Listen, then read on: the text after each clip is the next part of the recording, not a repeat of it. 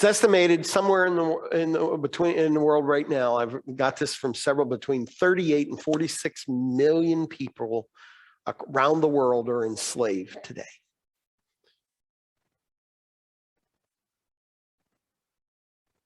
About a sixth of the US population that would be equal to. It's a big number. Why don't we see them? The next video we're going to watch is just a brief video about a great website. If you don't see anything else, Polaris Project has incredible information. They do incredible work. They provide great statistics, and they put this short video together. Let's watch this short video.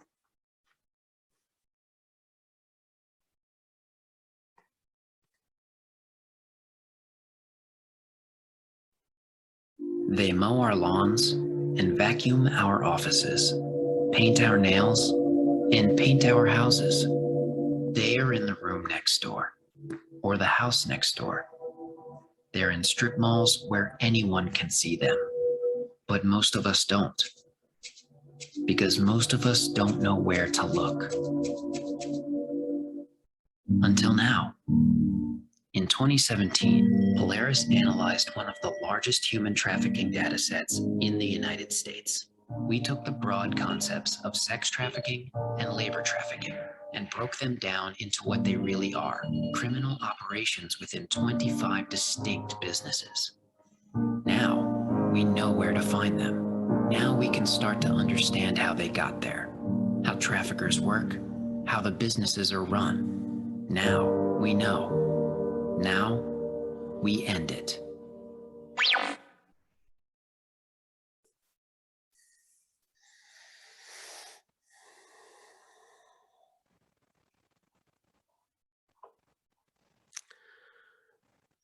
Trafficking is a problem.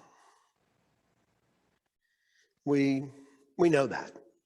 Well, or do we? Do we know that the fact that people in our country are being trafficked? Let me give you a sample story. This is kind of a composite story, but could be true. Susie is 6 years old when her little sister is born.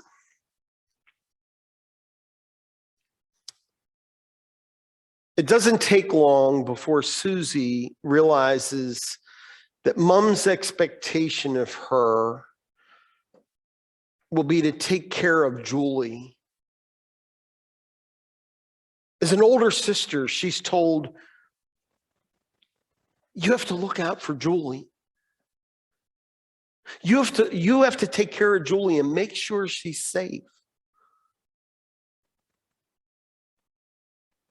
And what Susie knew was that what mom meant was when dad gets drunk and angry and comes home and starts beating on mom, my job is to get Julie and take her to a safe place. And so she did. There was places that were set. Mom has provided places in the house where the two sisters could go and huddle in fear while they listened to their dad beating their mom.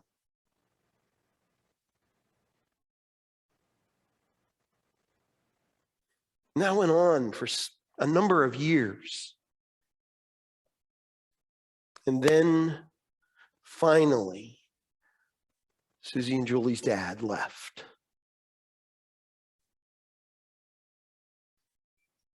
And life was good for a couple of years. And then mom met another man. And he moved in with them first. And he lavished them with love and care. And then they got married. Mom was a nurse, and she worked an overnight shift. And so she would go to the hospital at 7 o'clock every night when she was working and not come home until early the next morning. Not too long after they got married, Susie was in bed one night and she heard footsteps outside her door. And the door slowly opened. And she saw the outline of her stepdad. And he reached back and he closed the door behind him. And he walked over and he crawled into bed with her. And he began to touch her. And she said, "No, you shouldn't do that. I'm only 12 years old. Just do what I tell you. Don't argue with me. I'm your dad now." "Dad shouldn't do that. I know that." "I said, do what you're told." And he began to do unspeakable things to her.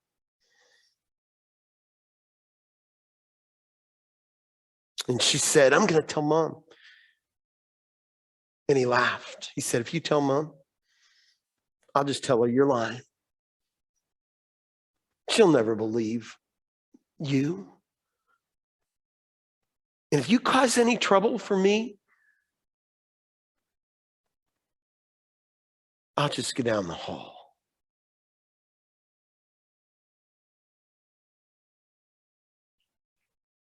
Who was down the hall? Sister Julie, right? And what was Susie's job? To protect her sister. And so she never said a word.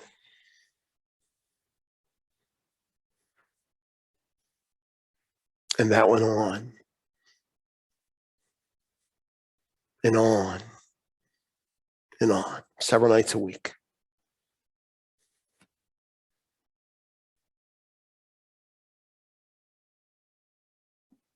I wish I could tell you I didn't hear stories like that for real, but they happen far too often in our neighborhoods.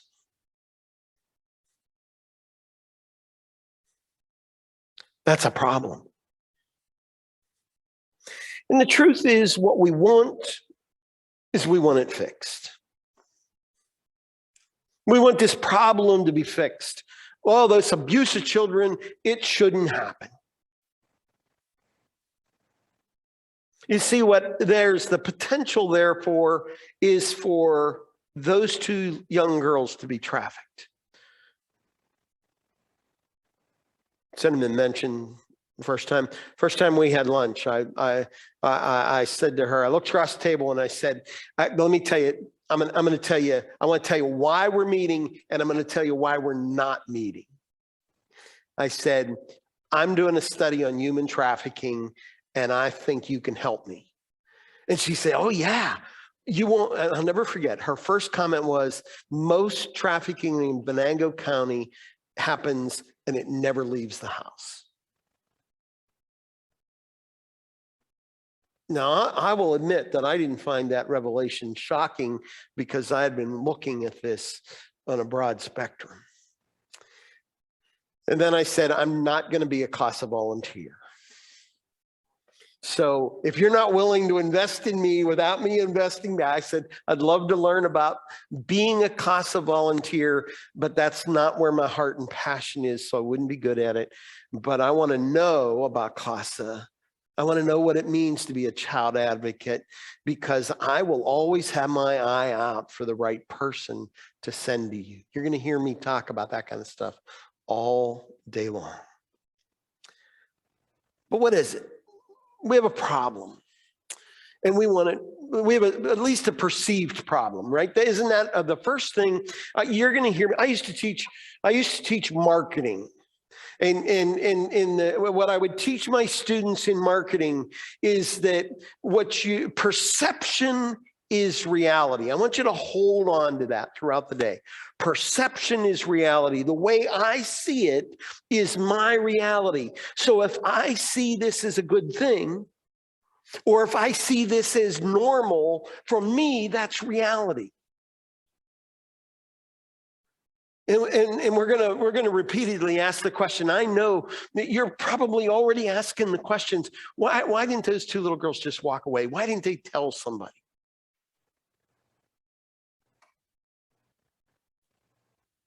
You started that empathy.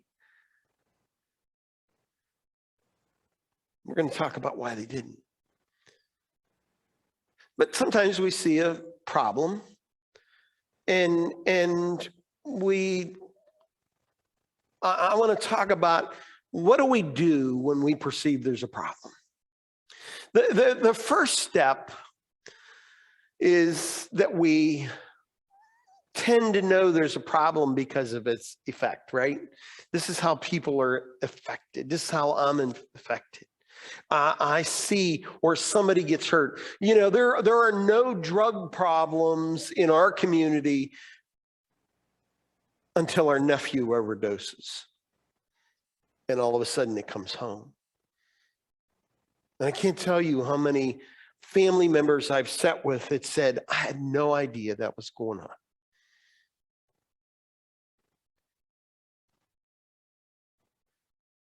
But we see the effect.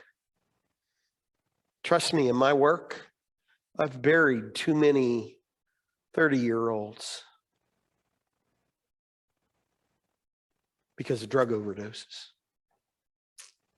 It's a problem. I see the effect. I see people that can't get jobs, and I see all these things that people are struggling with drug addictions. And then the next thing is we tend to look at that problem and say, well, this is what causes it. And here's where study is extremely important, is that we tend to see a problem and we become aware there's a problem because we, in some way, or someone we love or care about, experiences the effect. And then we say, well, I know what caused that. And maybe we do, maybe we don't. So what do? We develop a theory. You know, you're gonna, this is, when I was in school, I was taught to develop a theory. And what is a theory? A theory is, this might be true.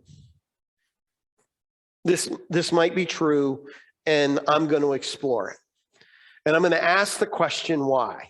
There's a great book out there. I can't remember. It starts with an S. The guy's name is, but the book is, It Starts With Why. And it's a question I ask all the time. I drive people crazy because they'll start saying, you know, my favorite time when my son Michael was growing up was when he was about 2 or 3 years old, because it was that age where it drives a lot of parents crazy. He would just keep asking why. I'm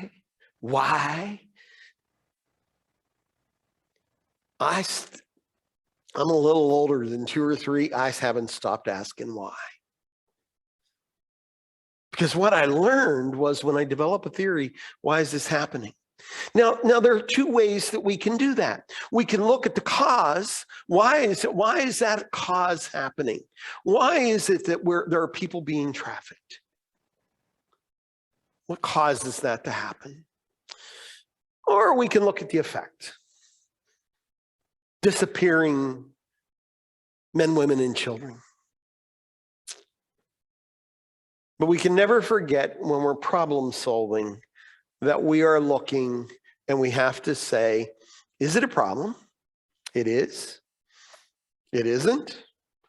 Or it might be. So I wanted us to be thinking about how we solve problems, how we work through a problem, and yeah.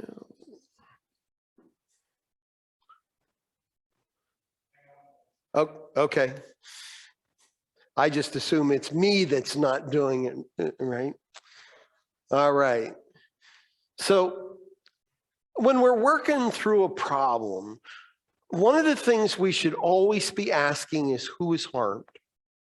And sometimes we stop at the obvious.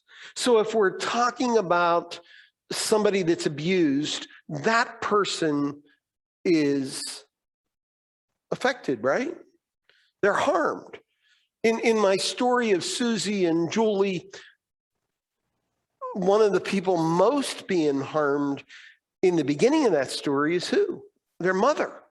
And she's protecting them by sending them off. And then there's there's lots of people involved in that. So one of the things that when we're looking at a problem, we need to ask who's harmed.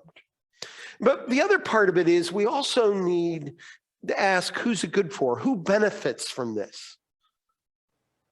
Why is this problem developed? Remember, we're looking back at the cause. Problems usually develop because there's a cause for them, and it benefits someone. And the reality is, and you're going to see this little. I used to teach economics, and I use this symbol all the time. Finding balance. One of my signs that I often put up is just that on top of a triangle. What are you going to do? Because isn't that a part of life? Finding balance. Well, I don't have time. Well, I hate to tell you this, but if there's anything we're all equal in, we all have the same amount of time. Now, some of you would argue, that's not true. I still work and my dad's retired. He has more time. I've never met a retired person yet that felt they had more time.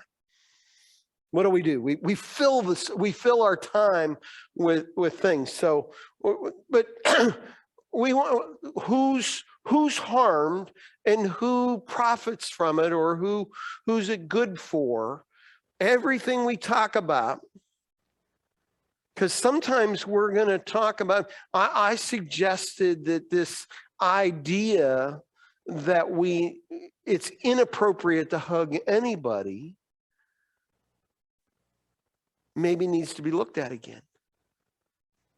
But what do? We increase the potential for harm, and we have to decide which is important.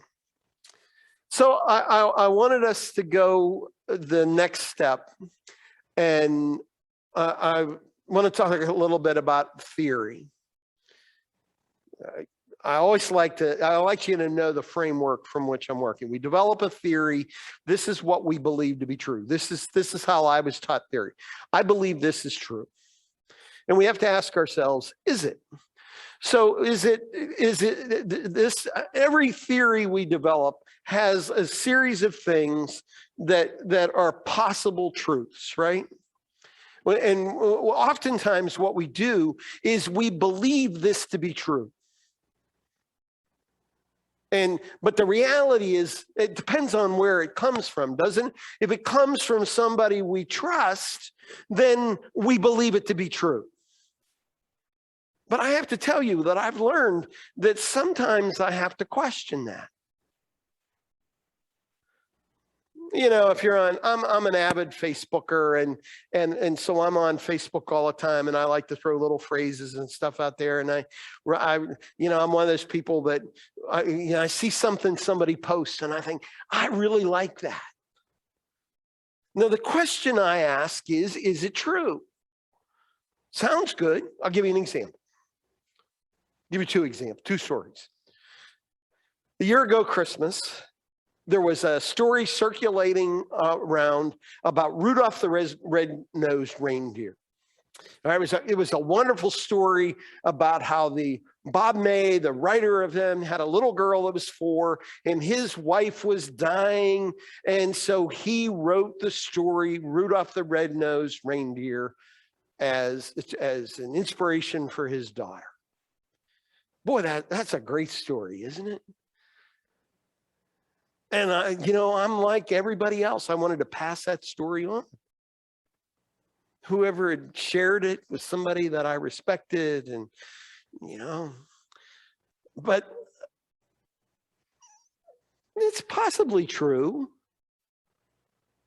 Now I can assume that it's true and I can pass it on. Or I can check it out. Now, let me tell you, a lot of things don't take very long.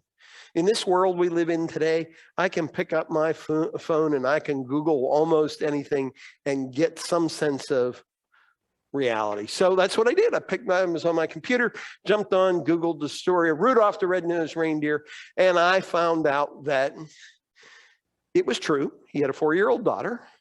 It was true. His wife was dying.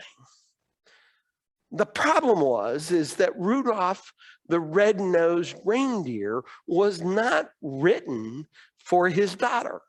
He may have been thinking about her and all that kind of stuff, but he was an advertising guy and he worked for the May Company and they paid him to write that story. And they gave something like, over the next 2 years, they gave something like 4 million copies of it out. All right. You know what? And the other story, where we're developing theories and thinking of them as possibly true. I have a former classmate of mine who shares lots of cool things, and I've always trusted them to pass on because I know, or at least I've thought of them as a person of integrity and truth. My experience with them had always been what they, I could trust what they said. And they posted something on Facebook. And I looked at it and I thought, man, that's kind of an interesting story. Something doesn't ring right. So I did what I do. I Googled it, went out to the original location that it was supposed to have happened, found out that it happened in a different time frame. The story really wasn't accurate. So I just sent a message and said, hey, this story isn't accurate. Here's why. Assuming they didn't know, right? I'll never forget the response. I don't really care. It says what I want to say. I want you to think about that.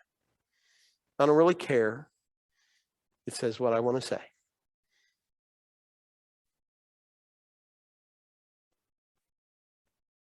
I not only did not share that, but I no longer trust anything they post because I know the truth doesn't matter. Is it possibly true? Let's test. It's what you do with a theory. You test it. Is it correct? No. It's an invalid theory, right? Now, maybe the whole theory isn't right, but that part of the theory is wrong. Is the answer yes? Well, now we have to ask, are there other possibilities? Is there some other piece of this that I need to be looking at? And if there is, then I've got a new possible truth and I start all over again. Now, I shared all this kind of stuff with you because this is from the framework from which I've been working through human trafficking. As I've been looking at human trafficking and whether it's labor or sexual trafficking, this is the framework. I've been developing theories. I've been looking and saying, wait a minute, this is the problem, but here's a cause for it. Is it true? Now, I can often find somebody that will agree with me, right? Paul says, be careful, somebody will tickle your ears. I love that. That's what New American Standard, I love that phrase. Paul says, somebody will tickle your ears. In other words, if you want somebody to tell you what you want to hear, you can find somebody to do it. The part we don't like is it says, but it'll probably lead you right to hell. Okay? Sometimes hell on earth, right? When we believe what's wrong. So the problem we're here to address today is human trafficking. Now, what do we do with that? We want it fixed. right? We want human trafficking to go away. You're like me. You want a light switch you can flick and human trafficking goes away. Because that's how we are in life, right? We want our problems to go away. You go to the doctor and the doctor says, you have a heart issue. Great, doc, give me a pill, make it go away. And can you do it before tomorrow because I've got a tennis match? And the doctor looks at you and goes, it doesn't work that way.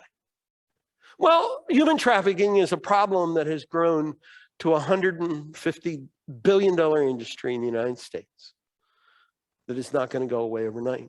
We're not going to fix it easily, but how can we fix it? Fixing a problem is a process. And here's, we're going through this day, this is what I want you to be asking yourself. What can I do to impact this problem? I discovered this was a problem, right?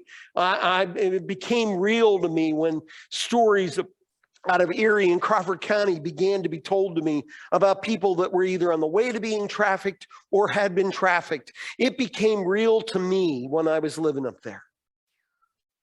And all of a sudden, I wanted to know more. But here's what I do. When I see a problem, I say, okay, what can I do? I always tell people I'll never complain about something that I won't want to be part of the solution. And I laughed because, we're new to the community, and one of our first places to go, you'll find this surprising, was the Oil City Library, right? So I go into the library, introduce myself, we get library cards, and they're working, and they have this system for checking out books.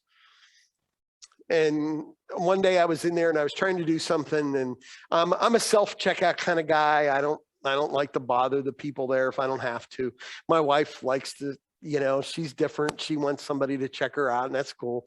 And they are willing to do that. And it's kind of funny now when I go in there, they don't even head the way. They just know I'm going to check out. But I was trying to do something and the computer didn't work. And then there was I got an email about a late book my wife checked out. And my wife was not happy. Why? Why did he get it? Well, all the emails go, it was my book.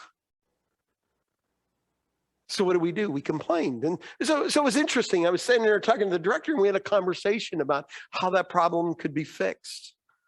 And he said, hey, we're getting ready to update the system, and when we do, we'll address that. Now, I don't know whether they have or not. They're in the process of bringing out their new system, but it's on their burner somewhere. And so the other day I go in, and they've been closed for a week. I went in to pick up a book, and I'm checking out, and they've moved the computers and all that kind of stuff. And it was funny because the director says, we're remembering your problem. And he said, but you know what I liked? You gave us a possible solution. So what I want you to be asking as you're thinking about human trafficking is, how can I impact my world to address the problem of human trafficking? The first thing we have to do is identify the problem. We have to identify the problem, and then we have two different responses. In my mind, the first one is we complain, right? That's what a lot of people do. They see something they don't like, and they go in and they complain about it. Now, I've made it a practice that I never complain unless I have a possible solution, and I'm willing to be part of the solution. That's my personal practice. So I will say, I go in and I complain about something. I will say that I go into the library and I complain. The other day I went in and I walked out the door and I said, oh, I should have said something. The screen was straight up and down and it was too hard for me to see. It was made for people 5 foot tall. Yeah, Clay said, yeah, me, it's perfect for me, but what's the solution is to be able to move the screen a little bit or set the screen in a different position, whatever, if I complain about that, I'm going to say, well, here's how we can fix it. Call me and we could try different things. Well, some of us complain and then we expect somebody else to fix the problem to our satisfaction, right? If you've been in management or I was in the retail business for a number of years, people would come in and complain and say, how should you fix that? Well, I don't know, just do it. I'm pastor, right? Had somebody complaining to me, violently complaining to me not too long ago about something. And finally I said to them, what's your solution here? Tell me what you want. I don't know. Okay, you have clearly not defined the problem and you're not interested in being part of the solution. It is really hard to work with that kind of problem. So we identify the problem. The other approach is, what can I do? What can I do? When I see a problem, what can I do? Now, what I could have done was walked out of the library across to spilling the beans into the coffee shop and said, boy, that stupid library. No, that doesn't resolve my problem, does it? I looked for somebody that could solve my problem and talk to them. What can I do? Do it. So when I go into the library and I don't like what they're doing, or I come into here and I don't like the way they're doing a setup, I say, here's the problem. How can I help fix it? Or, and this is really important part of solving problems, including this one we're talking about. Who do I know that can help? I was preparing for today. Tom and I decided I would come and do this. And I said, Tom, they need to hear some other voices.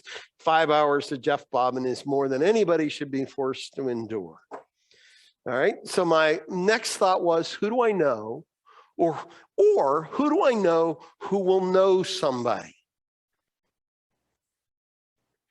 And 2 different people had mentioned Cinnamon to me in different contexts. It was somebody I should connect with. And so I reached out to one of them. They reached out to Cinnamon, arranged for us to have lunch together. And we built a relationship that led to her being here today, because she knows stuff that I don't know. And I had met my friend Rose from Crawford County, and she was coming today. And last week her and Cinnamon and I were on a meeting or on a thing, and I'm talking to Rose, and Rose, oh, by the way, I'm bringing Morgan with me, and she's willing to help too. Oh, great. We'll fit her in. We'll make her. I didn't know. I'd never met Morgan until this morning. She walked in and said, hi, I'm Morgan. I'm supposed to be here for Human Trafficking event. She had no idea she was talking to me. All right, we met for the first time just a few hours ago. But Rose knew her. Rose sent her to us. And I trust Rose. See, those are people that can help do this presentation, and they can make it work.